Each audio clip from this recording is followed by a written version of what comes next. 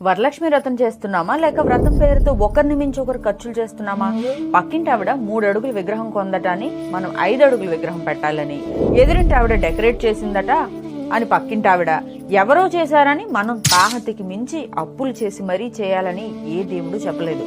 అందులోనూ మహాలక్ష్మీదేవి అసలు చెప్పదు. ఒకసారి ఆలోచించండి, లక్ష్మీదేవి ఎవరైతే తనని జాగ్రత్తగా చూసుకుంటారో వారి దగ్గర ఉంటారా, లేదా తనని పూజల పేరుతో బయటికి పంపేసే వారి దగ్గర ఉంటారా? సరే, వరలక్ష్మి వ్రతం చేయడానికి ప్రిపేర్ అవుతున్నారా? ప్రిపేర్ అవ్వండి, కానీ ఇవి తెలుసుకొని ప్రిపేర్ అవ్వండి. ఏదైనా వ్రతం చేసే ముందు ఆ వ్రతం గురించి తెలుసుకొని చేస్తాం కదా. వరలక్ష్మి వ్రతం చేయాలనుకునే వాళ్ళు ఈ వీడియోని కంప్లీట్ గా చూడండి, ఒక క్లారిటీ వస్తుంది. ఏదైనా వ్రతం చేసేటప్పుడు ఆ వ్రతానికి సంబంధించిన కథ.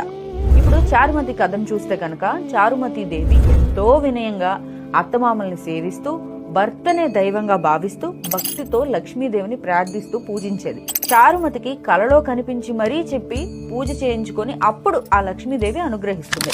అప్పటి నుంచి ఆడవాళ్లంతా శ్రావణ మాసంలో పౌర్ణమి ముందు వచ్చే శుక్రవారం వరలక్ష్మి వ్రతం చేస్తూ ఆ మహాలక్ష్మి అనుగ్రహం కోసం పూజలు చేస్తూ గౌరవించడం వరకు ఓకే. కానీ ఈ వ్రతం చేసేవాళ్ళు వినయంగా, అణకువగా, పెద్దల్ని గౌరవించే వాళ్ళుగా, భర్తల్ని అత్తమామల్ని సేవించే వాళ్ళుగా ఉండాలి. కానీ మన తెలివితేటలు ఎలా ఉంటాయంటే మనం ఎవరిని పట్టించుకోం. పైగా ఆ వ్రతం పేరుతో షాపింగ్ అని అదని ఇదని భర్తని పీడించుకుంటూ తింటూ